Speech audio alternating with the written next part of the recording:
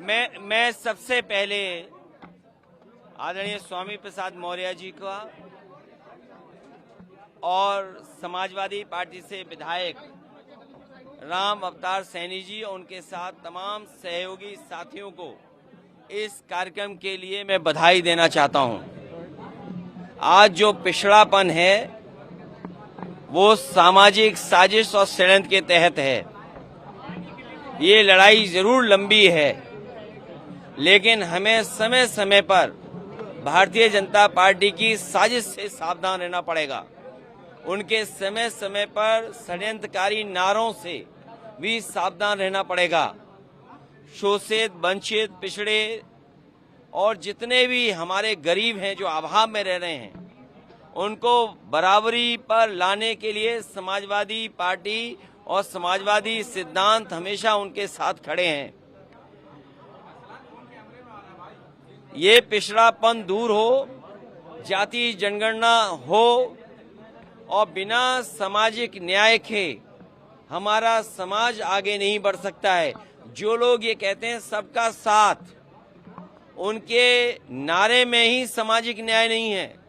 वो सबका साथ तो चाहते हैं, लेकिन समाज की गैर बराबरी को नहीं खत्म करना चाहते हैं। ये गैर बराबरी को बढ़ाना चाहते हैं।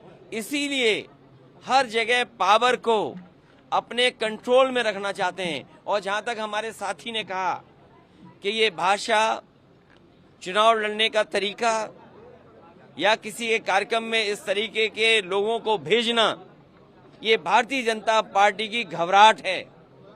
अगर घटना घोसी की हो, जहां बीजेपी के लोग पकड़े जा रहे हैं, आज यहां पर इस कार्यक्रम को खराब करने के लिए और इस प्रदेश के पिछड़ों के बड़े नेता, उनको अपमानित करने के लिए अगर किसी ने कोई साजिश की तो भारतीय जनता पार्टी के और सरकार के इशारे पे ही ये व्यवहार हुआ है यहाँ। और जो लोग ये कहते हैं कि जीरो टॉलरेंस है, ये कैसी जीरो टॉलरेंस है? जहां पर कोई भी किसी के सभा में घुस जा रहा है अपमानित करने के लिए, एक वकील की ड्रेस में, कोई उसे वकील समझ रहा है तो वो वकील की ड्रेस में आया। और इसी प्रदेश में आपने देखा होगा कि पत्रकारों के आईडी के कार्ड के साथ क्या शूटर्स नहीं पहुंच गए? ये भेष बदल करके आने का काम अगर कोई कर रहा है तो भारतीय जनता पार्टी की सरकार में और भारतीय जनता पार्टी के इशारे पर हो रहा है।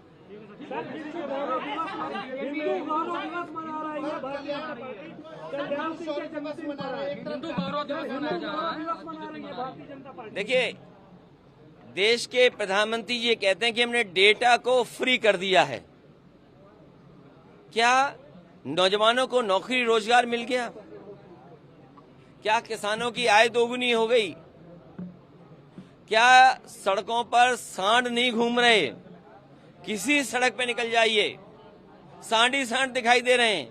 अब तो सांड बीजेपी की सरकार में सीढ़ियां कैसे चढ़ी जाती हैं, चौथी मंजिल पे पहुंच रहा है और उसे ढूंढ रहा है जिसकी जिम्मेदारी है सांड हटाने की। क्या कोई कल्पना कर सकता है कि चौथे फ्लोर पर सांड पहुंच गया? अरे यही तो बीजेपी का विकास है। क्या इसी तरह विकसित भारत बनाएंगे आप? यही डेवलप्ड कंट्री होगा कि बिना लिफ्ट के सांड फोर्थ फ्लोर पे पहुंच गया?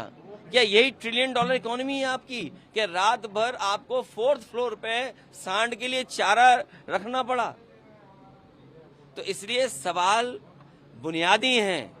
ये गौरव और ये न जाने कौन सा सपना दिखा रहे हैं, उसमें हमारी और मौर्य जी की तो गिनती होगी नहीं। क्या गिनती है उनके उसमें, गौरव में हमारी?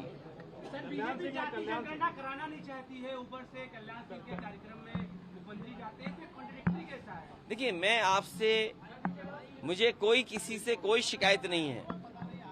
यही लखनऊ और इसी उत्तर प्रदेश के आंकड़े निकाल लेना।